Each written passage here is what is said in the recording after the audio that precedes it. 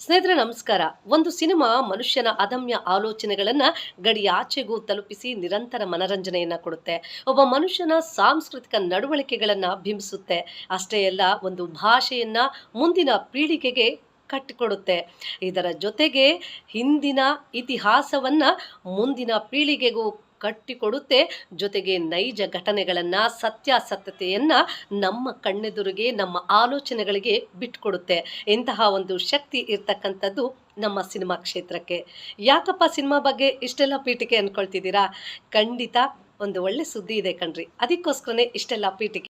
ಗತ ವೈಭವದ ಐತಿಹಾಸಿಕ ಹಿನ್ನೆಲೆ ಇರ್ತಕ್ಕಂಥ ನಮ್ಮ ಕೋಲಾರದಲ್ಲಿ ಮನಂ ಮೂವಿ ಮೇಕರ್ಸ್ ಅವರ ವತಿಯಿಂದ ಒಂದು ಅದ್ಭುತವಾದಂತಹ ಸಿನಿಮಾ ತಯಾರಾಗಿದೆ.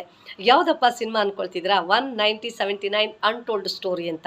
ಸ್ನೇಹಿತರೆ, ವೆಸ್ಟ್ ಬೆಂಗಾಲ್ನಲ್ಲಿ ನಡೆದಂತಹ ನೈಜ ಘಟನೆಯನ್ನು ಆಧಾರವಾಗಿಟ್ಕೊಂಡು ಈ ಒಂದು ಸಿನಿಮಾವನ್ನು ತಯಾರು ಮಾಡಲಾಗಿದೆ. ವಿಶೇಷವಾಗಿ ಇಡೀ ನಮ್ಮ ಕೋಲಾರ ಜಿಲ್ಲೆಯಲ್ಲೇ ಚಿತ್ರೀಕರಣ ಮಾಡಲಾಗಿದೆ. ಜೊತೆಗೆ ಕೋಲಾರದ ಅನೇಕ ಪ್ರತಿಭಾನ್ವಿತ ಕಲಾವಿದರನ್ನು ಒಟ್ಟುಗೂಡಿಸ್ಕೊಂಡು ಈ ಸಿನಿಮಾ ತಯಾರು ಮಾಡಿದ್ದಾರೆ.